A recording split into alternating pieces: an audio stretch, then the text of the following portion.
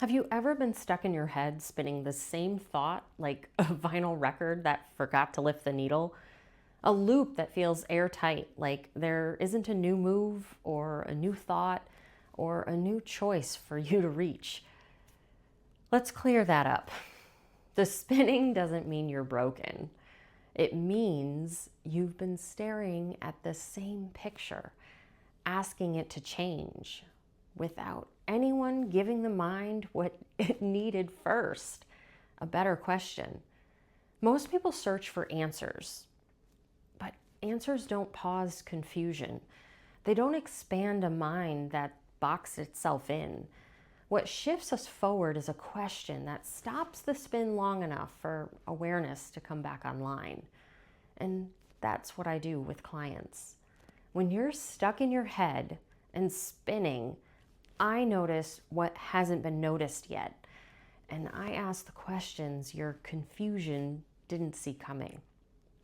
Not to own your outcome, not to carry your emotions, but to give your mind enough air to stretch again so your next move becomes visible, not forced. Not louder thinking, not more information.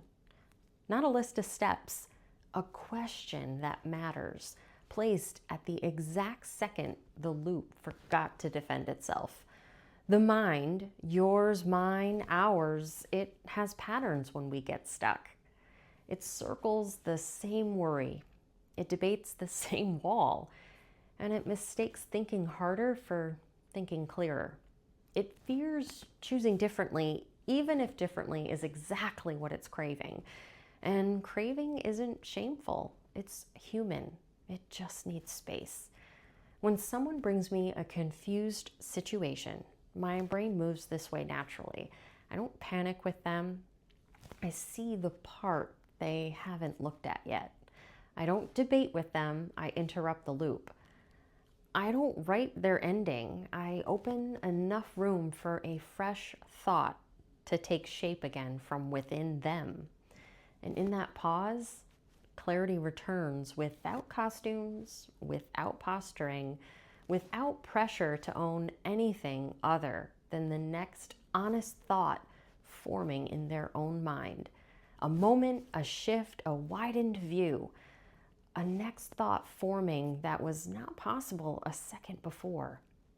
Long before Fly Fearless, this was simply how conversations moved when I sat with someone mentally tangled, especially in relationships where their voice had vanished behind overthinking. Not because I solved it, but because a question interrupted the spin long enough for their mind to breathe again. One friend came to me drowning in mental war over someone she cared about.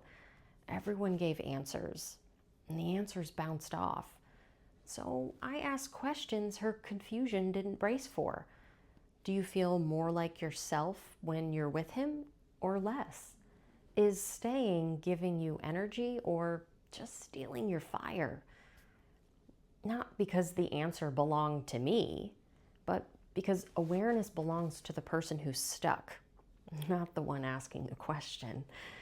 And when she answered honestly, not performing it, just recognizing it, the fog parted just long enough for her next thought to finally fit in again. Not magic, just a shift. The inhale returned and a different choice emerged. That's the value that clients later thank me for. The ability to pause the loop long enough for the next thought to form and the next move to become possible again. That pause isn't instability, it's stability, because awareness is where motion begins again. When your mind keeps replaying the same problem, it's asking for a question that opens enough room for awareness to return, for the next thought to finally fit again, and for your next choice to finally sound like your own voice again. So let me give you a question that matches what I've shared. What's one situation your mind keeps replaying that feels impossible to budge, where one new question could open the room for a different thought?